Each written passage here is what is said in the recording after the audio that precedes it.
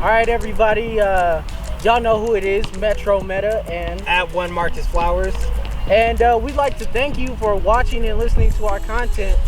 We'd like to thank you even more if you leave a like, a comment, subscribe. Definitely subscribe. We need that. Subscribe, subscription. Hey, don't forget to share with all your friends and tell us how you feel. And tell a friend to tell a friend to tell a friend that you got it from 26 and Glencoe Media Network. Keep it real. Are you gonna do that every time we do this? Yes, that is my. Is that gonna be? Testing. Is that gonna be your thing? That is my testing to make sure we have everything correct. People, I want you to know, I think it's corny that he does that. What? Oh, dang it! Where's my drink at? Oh, the drink is right there. No, this isn't it. I had like a cup. Did I? Oh, yep. Don't spill on my desk, man. Alright, sorry about that. Nah, don't cut We this out. are here for Volume 3, Episode 29 of the Super Flow Bro Podcast.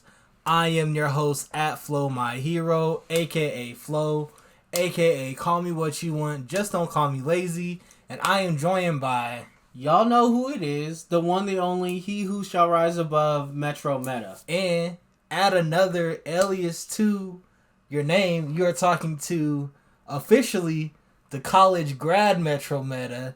So turn that up. How's it feel to be an official college graduate? All those late nights, those papers, those projects, the student teaching. How you feeling, man? I mean, it was a lot. I do miss college, especially since I missed a lot of like the back end of it because of COVID-19. But it is kind of, it's weird thinking it's all over. But after like 2 months in quarantine, I'm sort of like getting antsy to like get a job and start teaching.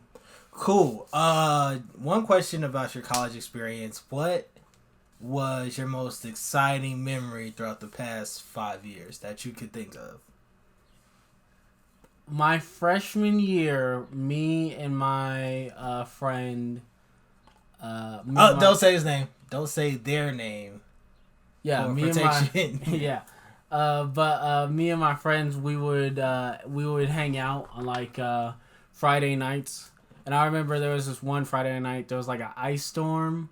And so they canceled school early on Thursday, and we just hung out like all weekend, and I think that to me was like the most fun. What was cool about the hangout? Oh, it was just like us like hanging out, talking, just partying a bit, and it was just interesting because like campus was a bit dead because there was an ice storm going on, and everybody was like in the dorms, and so they were just trying to figure out what to do. I remember there was this one time we were in Latham Hall. It was like one weekend, and a few of the boys had brought like they brought BB guns and dart guns. Right. They were running around the whole building, like having like a gang war fight over the building. And I had gone out of my room to get some like ramen noodles or whatever, and I walked down the stairs, and the way it worked is you opened the stairs, and right in front of you was the elevator. And so, like, I opened the door. Right when I opened the door, there's, like, 6 guys standing there looking like they were, like, the Taliban with, like, their scarves on, like, pre-2019 COVID with, like, dart guns and BB guns. And they all turn around and see me. I was like, oh, snap. And one of them turns around and is like, Morgan, that's you? And he just let me walk through, and I was just like, yeah, I made it. Dope, man, dope. But before we really get into it, I just want to appreciate everybody who has streamed, downloaded, shared, retweeted, anything to support 26 and Glencoe this past in the month of May, just because May was our best month ever. I think a little bit of that is because of COVID-19. Also, we started a brand new podcast, Unlimited Ammo. Morgan had another short. So we're really trying to up the content. But we appreciate you all for just rocking with us, for everything that y'all do, because without y'all, we wouldn't be here. Because the conversations that we have on all of our podcasts are literally conversations we have in real life. So it's just bringing that to the forefront, bringing that to the people, to y'all's ears. And so I just want to take time out to really just say, just thank you. Just I appreciate it. Leave a 5-star review. We're missing those, so leave a 5-star review. We will definitely appreciate that. And leave comments on our conversations. You know, we want to, because it's just me and Marcus, and we're trapped inside our house. So, like, we want to hear what you guys have to say on some of our topics. So if you can leave a comment, whether you're on our YouTube or wherever you listen to our podcast, we really want to hear how you're feeling about things. Yes, and if this is your first time listening, you can find the 26 and Glencoe Media Network on Apple Podcasts, Spotify, Lips and Listen, YouTube, of course. We are working on getting on iHeartRadio. We're on Stitcher. So, so just appreciate it. But, man, it has been wallin'. It has been wallin' out here. It has been a streets. very heavy week. Oh my gosh. To say the least. Where do you want to start? I don't quite know where to begin. This is actually just to let y'all in on things. We normally have like notes. Of course, if you've been a long time listener, of course we have like the front porch, the kitchen, dining room, grand opening, grand closing. But in these COVID times, I feel like there's no such thing as time. Yeah, we've really been freestyling, so we're going to go on that. Before I really jump in, I just want to say rest in peace to Ahmaud Arbery, George Floyd, Breonna Taylor, and just all of the black people who have lost their lives to police brutality over the past few months. It's been really heavy. It's been really a really tough situation.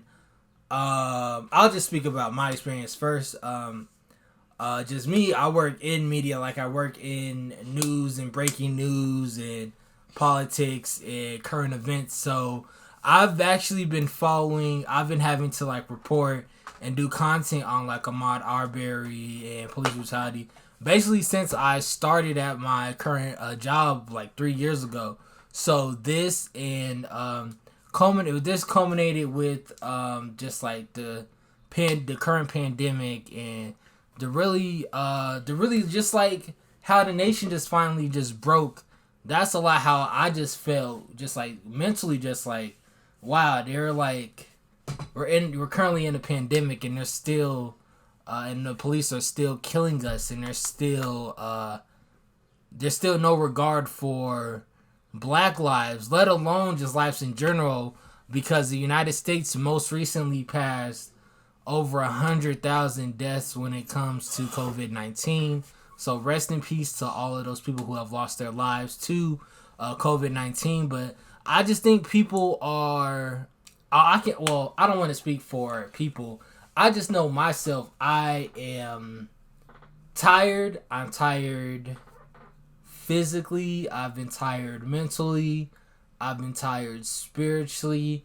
And even just like with like we preach just like on social media and just like Twitter and Instagram, and of course myself being a black man, and you see a lot of like self-care and make sure you're taking care of yourself, and you can only take care of yourself so much, and then it's like the cycle happens all over again, because it's like Ahmaud Arbery and then George Floyd, and it's like, okay. And sadly, I think this is going to happen again. And this has been a lot of time. If you follow me on social media, you know I have been very vocal about these things. But yeah, I've just been super tired. What about you, Morgan? For me, it's very interesting because, you know, my social media channels, especially the ones I frequent, are full of like mostly like video game people and like Rooster Teeth and a lot of people like that. And so when events like this happen, they tend to be like because they're entertainers. I'm not saying that Rooster Teeth is quiet on it. Like they'll speak up, but they'll do like one post. And it'll be like, "Hey, we're sorry about this," and then they keep it moving. But like for this event, I could tell there was a shift specifically because as I was reading these channels, more and more and more of them started coming out like, "No, we're gonna talk about this. We're gonna pledge our support." They've been matching and donating, which I'm super happy about that, and just encouraging their fan base. Even though a lot of them have pointed out that they've been losing followers on their social media channels, right, because of this. And as influencers, which is what their job description really is, that's like sort of risking their livelihood. And there's a lot of them that I look at where I'm saying, a lot of your base might be the people who don't agree with this and what you're saying, and you're still saying it. And that, to me, I was very proud of them about. And also just like the energies they were bringing into it. Like they all each had their own energy. Some of them were more like mellow, like we're going to be substantial. We're going to be like what we're talking about. Mm-hmm. And then others were just coming out like swinging. There were just some Rooster Teeth people who were coming out swinging. And there were some of them that they've always been swinging, and they continue to swing. And I'm proud of a lot of the communities and a lot of the content creators that I follow because of how they've been handling themselves during this event. Right, and that's actually that could be on the reverse side too. I feel like with the current pandemic and just the current situation with like George Floyd and the protests and the demonstrations across the nation, we're seeing celebrities get exposed for their lack of knowledge, so to say, or even their ignorance when it comes to Black Lives Matter. Like I think it started off with like Shameik Moore, who was Miles Morales in the animated Spider-Man movie, and we saw him talk about we need to fix our communities first. When black on black crime is not a correlation to police brutality. Yeah. It's basically like apples and oranges. And then we had LL Cool J hop out and say, "Oh, I wonder how biracial kids are feeling right now." And it's like, okay, I get the sentiment, but now it's not the time.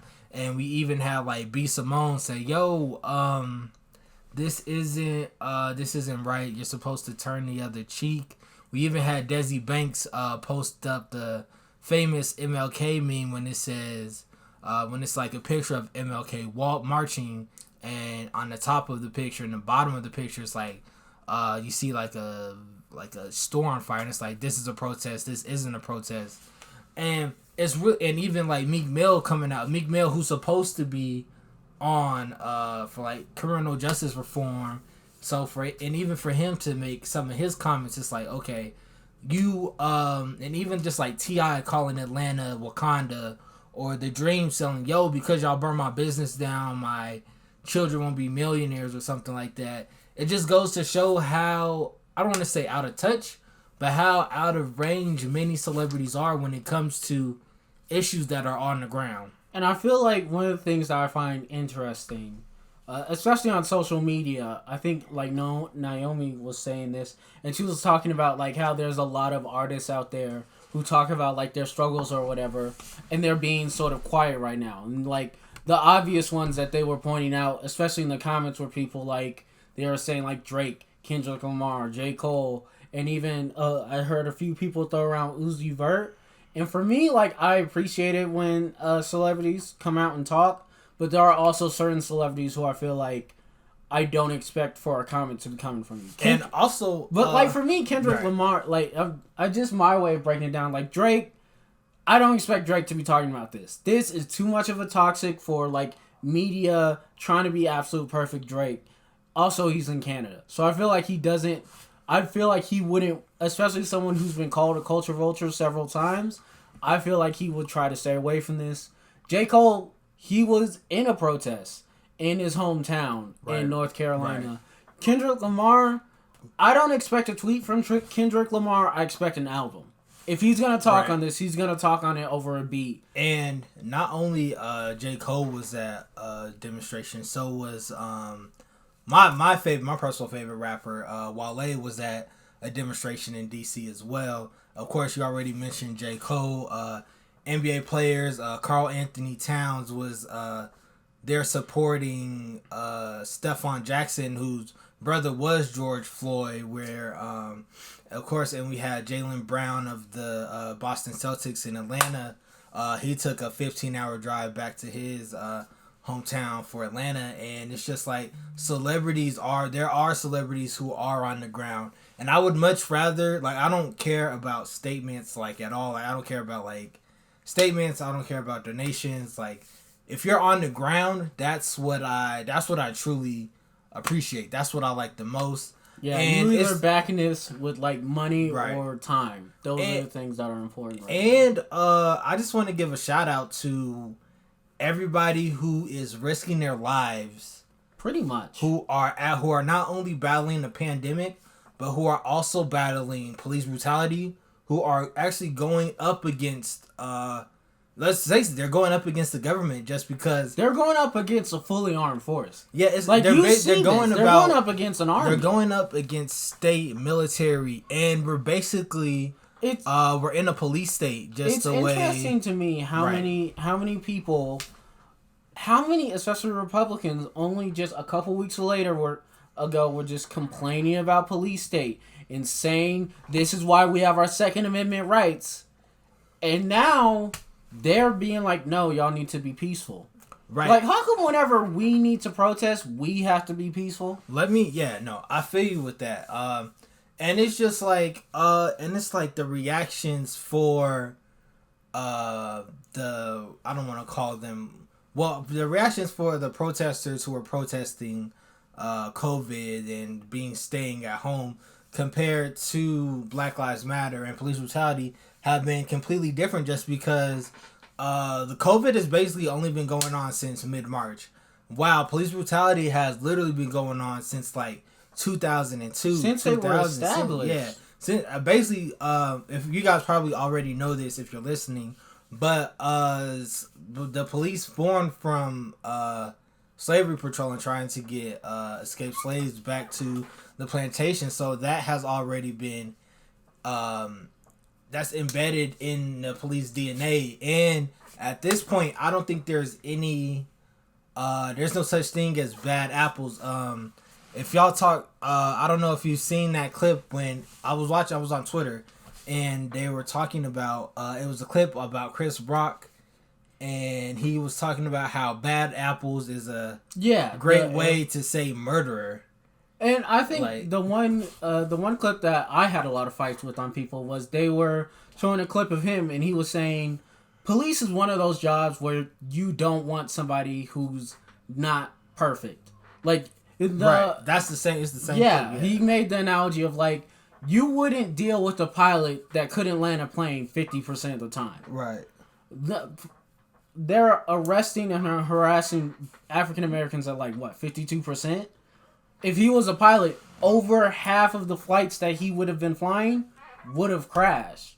And just the level of escalation that's happening, for me, I feel like the problem we're having here, and this is something for me as somebody who's going into education, because education and police have a lot similar to themselves in that they're both run through the government, they both have unions, they both are highly critical to the community and just the betterment of society. But just the difference in how these two things are treated. Like, I was talking to Mom, and I was like, how come education has to fight and scrape to get your guys' budgets up just for you guys to get a living wage, and yet the police are walking out with the COD McKimbo loadout every single day, and not just only to do that. They also have PPE masks while our doctors and nurses are wearing trash bags, and that just goes to show where our priorities are in the United States. And on top of that, when people are saying violence isn't the answer, well, clearly violence is the answer, because that's where all the money is going towards. And see, that's my problem. Is my thing when people say like, oh, violence isn't the answer, why do we have a military then? If violence isn't the answer, why do we have a military? Right. Why did we go to World War II? And like, the thing is, for me, looking back, especially at our country, they go, protests never solve anything, violence isn't the answer. And I go, our founding fathers rioted, took a bunch of tea, threw it in the ocean. They wasted property. They specifically did that to hurt the economy. They were rioting. They were doing all of this, and somehow they're excused for what reason? Because what's the difference between what they were doing and what we are doing? Other than the fact that now you're on the side of the British going, but we're the establishment they don't want to hurt anymore. And that to me is very upsetting because you're setting up a double standard saying, this is how we move and this is how you need to move. And I think that's part of, because if you listen to a lot of people now, especially in the black community, I've listened to a lot of them. People like Martin Luther King, they're still respected, but Martin Luther King is in the black community is slowly losing a lot of the ground he had in that community because he's constantly being brought up as, oh, this is what you're supposed to be. Right, and that even goes to the erasure of what Martin Luther King Jr. really was. Like, he was an activist. He was super proactive, and even back in the 60s when he was alive, the majority of Americans did not like Martin Luther King and what he stood for. And that also goes for the Malcolm X approach when people like to compare Malcolm X to Martin Luther King. Well, it really didn't matter because the police didn't like either one of them. And that's really what that's really who we are going against. We're not I know this is a race thing, but I just don't believe because the way my life has been, just like my whole life, like, I'm not going against races because you have to deal with racism. Like, unfortunately, like, my kids will have to deal with racism. Their kids will have to deal with racism. The systems that I want to dismantle would be the police system. The way the police are basically the law of the land. Like, they're like, we have like certain, and even we have mayors who are afraid to call out their police for police brutality, and it's just like, that is not the way it should be. Police should not be on a pedestal. Their jobs are to protect and serve, not, hey, we are the top dogs. That's literally not how democracy is supposed to work. That's not how police are supposed to work. Their job are literally supposed to be first responders. So when they are out here antagonizing demonstrators, when they are pulling down masks and spraying pepper spray, I think that shows how that just shows that how they have lost their vision and their mission. And for me, things like undercover police in protests, to me, that should be illegal. I know, like, some people would be like, oh, well, you need undercover police to be like drug pins. I'm like, okay, but what are they doing at a protest? Right. What are they doing at a protest specifically? And I also will say, with that, like, I know we both saw the AutoZone in Minneapolis, and there have been many clips where people are like, these look like undercover cops, right, causing more violence. And that alone, to me, I feel like we need to make a list of a lot of these police officers that they've just... See, but the problem with making a list is that we have to turn them back into... We have to turn that list into the police officers, and we put our good faith and we put our will into the police officers to handle that internally, when clearly we literally have... But see, my problem with this is what I'm seeing is the police officers, they were informed, okay, police brutality happened, and now people are upset, and they are protesting, and there are riots. We need you to go and deal with them. And for some reason, they don't have it in their head that if they are protesting against police brutality, what you don't want to do with the protest is more police brutality. Which tells me that, A, they think that they're safe because they believe that their union's going to protect them, and they have ways of protecting themselves. They will put tape over their badges so that people can't identify them. They're wearing masks. And I'm looking at this and I'm saying, okay, so now they believe they're untouchable. And that's why they're there. They're not police because they want to protect and serve. They're police because they want to be untouchable. And we've seen a lot of specifically white men out here who believe that they're untouchable, and they come out to these protests to start fights. Like, we saw that one guy with the bow and arrow. and the other guy with the sword. And even with let's just break down both of those situations. Let's start off with the man with the bow and arrow. That was in Portland? Yeah. Okay. So in Portland there was a man with a bow and arrow who was basically shooting at the demonstrators, and it was a bunch of white demonstrators who jumped him, and later on he was interviewed by Fox News, and he said that he was in his car and two black men pulled him out and they jumped him. And that just goes to show how you need to be you need to be self-aware. You need to you need to have your own sources when it just like in journalism. One of my professors told me you need to have 3 sources. And when you're just going by what the news say, that's not enough. Like, sadly, that's not enough to just go by what the news say. You need to break it down and make sure that you know the facts so that you're not out here believing one thing, but it's really the other. And the thing that upsets me specifically about all these situations, going up into George Floyd's death, is they're constantly lying. Like, Austin came out and they said, oh, we deployed smoke. Everybody at the demonstrator said it was pepper spray. Right. George Floyd, they lied about what happened at the incident. They always lie about what's happening when we can see it. Right. We have cameras now. Right, no, and we can see that you're lying, and they're still standing there like, oh, no, but it was totally this way. Yep, and that even goes to, I was so upset. If you're in the city, this was like nationwide. You can log in from wherever. But the city of Denver hosted a millennial peace protest when it was like the head of the safety department, the chief sheriff, one of my mentors, Quincy Shannon, was a moderator, and just like I know a few people in that chat, and one of the things that I fell for it hook, line, and sinker when the head of public safety, who was a black man, was talking about how he manages one of the biggest cities in the nation, and how their first and foremost concern was black lives and making sure everybody's on the same page. And then the chief of police was saying, hey, we have a code of honor, we have a code of conduct, we have training that we teach our officers. They know how to protect us. And I said, okay, that makes complete sense. I felt good. I was like, okay, well, maybe we're going to get somewhere. And but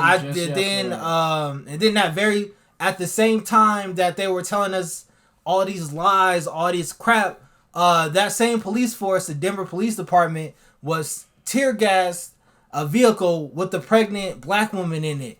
And that, to me, that shows not only do they not care about us, they didn't care about our ancestors, they don't care about us. And them tear gassing a vehicle with a pregnant woman in it shows that they don't care about our future generations as well. And that's where I am. That's where I am upset. That's where I am angry, because at this point I don't want to. Why would I want to talk to the police? Like, they're just gonna lie to me and tell me what I want to hear. When truly you can talk all you want. You can talk all day. We can have roundtable discussions. We can talk. We can have all these discussions. We can have all these roundtables. But like, that doesn't do anything. Actions speak louder than words. And so when I see the actions of the Denver Police Department, when they're still out here attacking protesters, when they're still out here in their riot gear, shooting rubber bullets, tear gassing people who are safely on their porch, it's like, okay, you guys are lying to us. And they like, what incentive for me would it be to actually trust the police? Like, I don't get, like, there's really no incentive to me as a black man in America to trust any police officer. Yeah. And for me, the thing that I find strange is, in this country, if you have any job, if you can't perform at that job, or if things just change, they'll drop you. People get fired every day for no reason. Job security in this country is a joke unless you're a police officer, in which case all of a sudden this country bends over backwards to figure out a way for you to keep your job. And that, to me, again, goes back to, like, they have their union, and their union has basically made they're a gang. They're a Right. gang. They're a fraternity gang, and they're always backing each other. Because what ends up happening normally is they'll get in trouble, they might get fired, and then they just go to a different precinct and keep doing the same thing. Keep moving. And it's wash, rinse, and repeat. And even that even goes back to the murderer of George Floyd, who had a series of complaints against them, and that even hurt Senator Amy Klobuchar, who was supposed to be the number one pick to be Joe Biden's vice president, but it came out that she chose not to press charges when she was a DA in Minneapolis. She chose not to press charges against the officer when he killed a Native American man, and so it was either a Native American man or a black man. Either way, it was a minority. I think he beat up a black woman and killed a Native American. Right. So, but anyway, Amy Klobuchar didn't bring charges against him, and so they were like, "Yo, we can't rock with you like this." Basically they were like, "Yo, you're too hot. Like, you should have handled this back when you had the chance. Like, you didn't. So now we can't rock with you." And James Clyburn, who is the head of the Black Caucus, said how she chose not to put Black lives first, and it's coming back to bite her. And we're seeing that now. And even, well, let me just ask you a question. This has just been on my mind since we started. How do you feel about, like, the Targets on fire and the businesses being looted, and how do you feel about that? For me, when I think about, like, rioting, the unfortunate thing is, again, rioting a lot of times, if you look historically, it just works. It works a lot of the time. There's been a lot of very important riots. It's just, it sends a message enough that at least something somewhere has to change because they don't want to deal with this anymore. But for me, when I think about the riots and all that stuff, like looting the Target, especially when you're talking about the major businesses, like Target's going to be fine. They can rebuild the Target. And even when you're talking more on the smaller businesses, if we have been, hopefully, if we have been setting up our businesses correctly, that business should be insured. That business should have somewhat of a safety net built into it. And I know even in these like uncertain times, that safety net might be weaker than most, but the insurance company is probably still working. Right. And even so they could, like, for me, the way I'm looking at it is, you might have a small business that might have burned down, but you got the insurance money. You can rebuild your business and make it better than ever. And by the time your business is rebuilt, quarantine's probably going to be lifted again. More people are going to want to be outside, and here's your fresh, new, perfect business. Like, I'm not saying it's going to work out for you, but I'm saying there's things in place that can keep you safer and at least above ground for some time. Right. And I'll say when it comes to just like small businesses, when like this really has just been very much an eye-opener when it comes to just like the small businesses I support, and even just like the big businesses I support. Just because one of the sneaker stores in downtown Denver, Soul Street Shoes, was looted 3 times in 2 days. And I read an article about it, and the owner, who's a white man, said, "Joe, y'all are messing up my bottom line." And that's like, okay, when you talk about your bottom line, when you talk about all the goods that was stolen from you, it's like, okay, you're not seeing the bigger picture. Like, you don't understand why you're being looted. Like, I get it, it sucks, but you're not seeing the bigger picture. You can get more goods, you can get more paraphernalia. You'll be all right. You have insurance, like, I'm sure you'll be fine. But when you're not seeing why people are looting, why people are upset, that's when I as a consumer, like, okay, if you don't care about why people are out here marching, why people are out here demonstrating, you just care about your bottom dollar. You just care about the money loss. It's like, okay, why would I want to spend money with you?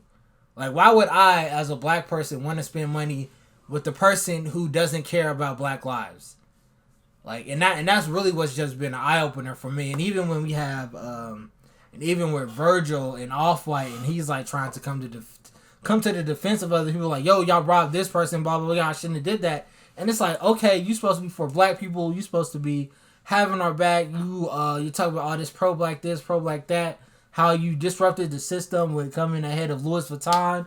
And it's like, okay, you do all of this, and then you turn around and you berate us, and you don't want to you don't understand why, you don't care, you just want your friend's business to be good and how we messed up. That's not how it should be anyway. And this is really going to, I really want to say this is going to like disrupt just not only the economy, but just like the way businesses are. For me, I feel like, because when you're on Twitter, they're very much upset about, oh, you're hurting the economy, which wasn't doing that good anyway. We're in a pandemic. This is the perfect time to crash the economy. It wasn't doing well anyway. But for me, that's what you need to do. That's the point of the riot. You go in, you crash the economy because the people on top, that's their money. If we go in and we say, okay, every single time a black man is killed unfairly, we're going to riot and we're going to burn down a Target, that puts an incentive for the people in the top, especially those who have shares in Target, especially those who might have more political power, to try and solve that event. Because they're like, look, I can't keep losing money on you guys shooting unarmed black people. And that's when you really get into that's when even now the protests, they're gonna have a limit, but lobbying dollars don't have a limit. Right. And even when it comes to like lobbying and all that stuff, you can always get more lobbyists, you can always get more merchandise. People are marching because George Floyd, he won't have another life. His family won't be able to hug him again. His family won't be able to see him again. His family won't be able to hear him to talk. Breonna Taylor, she died in her house, sleep. Her family won't be able to see her again. Her family won't be able to hug her again. Ahmaud Arbery, his family won't be able to see him run again. His family won't be able to see him talk about football again. And it's just like, you can always replace merchandise. You cannot replace Black lives. And that's just the biggest, that should be the biggest takeaway here. And I don't think... But there's some people... The problem I think we have is that people distance themselves from the other. And they're thinking of this isn't my problem. It's the same problem we had with COVID. People sat in their house for a week, realized they weren't sick, realized nobody they knew was sick, and they said, I'm done now. I get to leave. I get to go because it's not affecting me. And it's a very American-centric problem that we have where we're a community, we're a country so based on your own individual self that you're not capable of seeing what other people are going through. Right, and even with the, you talked about the pandemic and how basically before this week, Colorado, like I think I was reading today, Colorado was basically at 0 new cases of COVID-19. Of course, after this weekend, it's gonna go up because everybody was protesting. Everybody was protesting, and you can't. And I get why people were outside, and I get that protesting was important. It's very important. And this is just you can't properly social distance in a protest. And on top of that, we have tear gas, like. Who were getting tear gas and rubber bullets and blood everywhere, and people were breathing on each other, and it's just like, okay, there's gonna be a rise in cases, and it's just like it's going to be a never ending cycle, and don't let the murderer of George Floyd get innocent, because it's really gonna turn up, and people are really going to be out here. If he gets off with a light sentence. Well, he already got third-degree murder, which is like a lighter sentence, and it's only in like 10 states.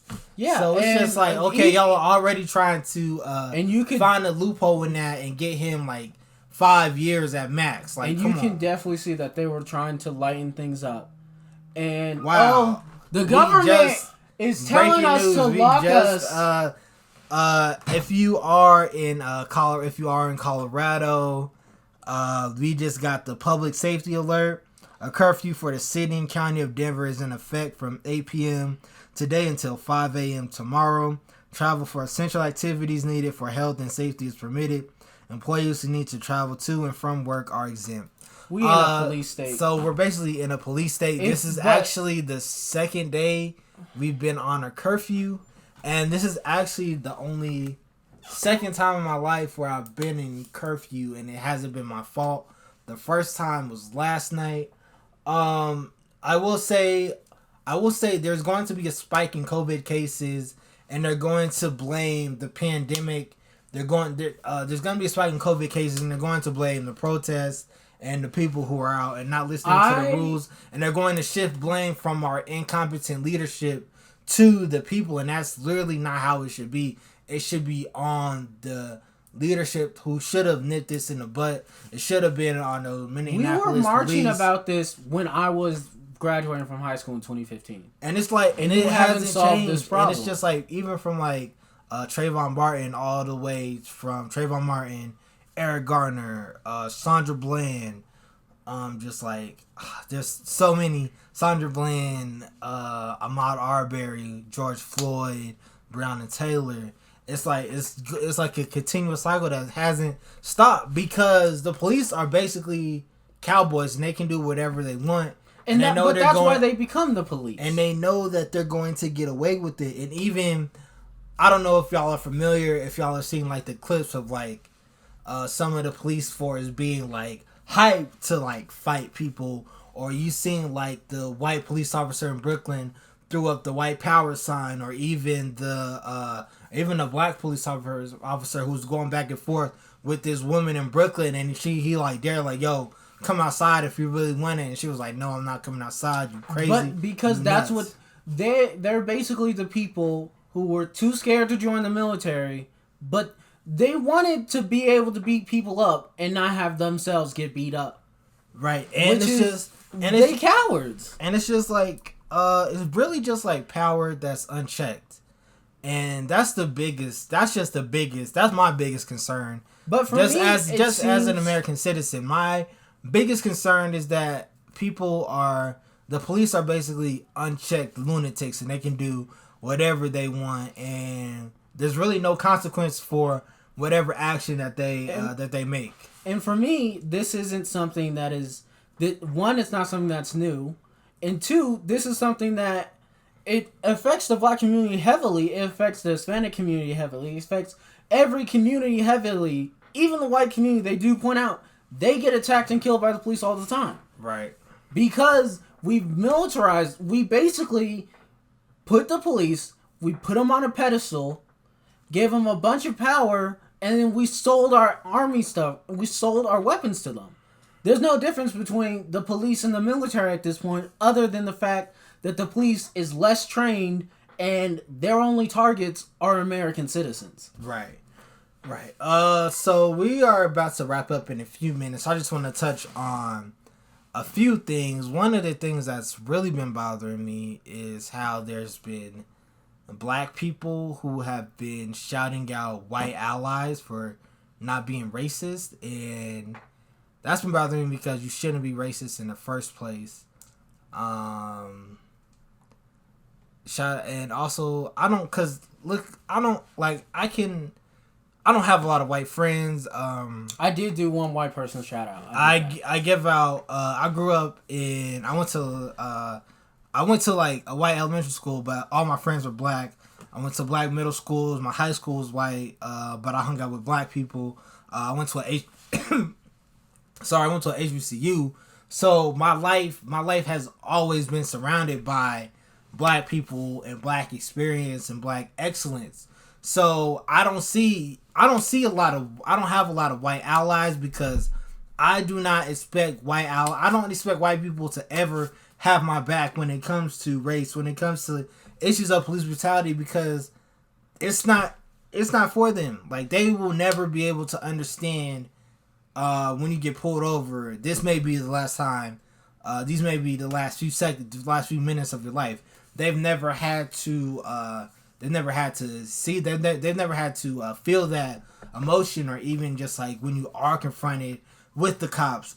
There was a situation I was in a few years ago where I was outside of View House, and they wouldn't let my friend in because he said his pants were sagging, and the cop came up the cop came up and he was trying to berate us, and my friend was intoxicated, and I'm trying to calm my friend down, and I'm turning back, I'm telling to the officer, like, yo, you gotta chill, you gotta relax, like, I'm sorry, my friend is drunk, please, give us mercy, and the cop kept coming to us, and the cop kept coming at us, and he kept trying to force his way, and he was going towards his gun, and I'm like, fam, please, we are out here, we're just trying to enjoy our summer. Sorry, my man's just graduated. We out here trying to have a good time. And it's just like they've never had to deal with a situation like that because they're white. And it's just so I've never expected white people to have my back on anything that concerns black issues, because at the end of the day, they're not black. And that goes the same with like non-black people of color as well. Like, I don't expect them to have my back either. I don't care what they do, because what their experience won't be the black experience. And there's nothing quite like the black experience. Of course, it may look tough right now, but I would not trade being black for anything. I wouldn't trade being black. I would like to have a little bit more money, though. Well, we all do. But anyway, do you have any last thoughts? Do you want to tell them how you think Harry Potter trash? Nah, so Marcus thinks Harry Potter trash. But that was the end of the Super Flow Roll podcast. I just want to appreciate y'all. If you have been rocking with us, thank you. I love you. I love my black people. Hit us up. You know, we got a Twitter. We got an Instagram. We have a lot of content coming out. We're continuing our Crime Alley podcast. We're going to be talking about Stargirl. When did that Stargirl drop? It drops tonight. It drops tonight? Stargirl, Batwoman, the Harley Quinn animated series. Of course, we're going to restock on Unlimited Ammo. That's coming back this week. We have a Dust Off the Cartridge coming out this week. We got a lot of Dust Out coming out this week. It's exciting. We're gearing up. It's about to be summertime. Of course, we're in the house, so we're going to work. Make sure you follow me on all social media platforms at Flow My Hero. Follow Meta on all social media platforms at MetroMeta26. Follow the brand on Twitter at 26thg. Follow us on Instagram at 26th Glencoe.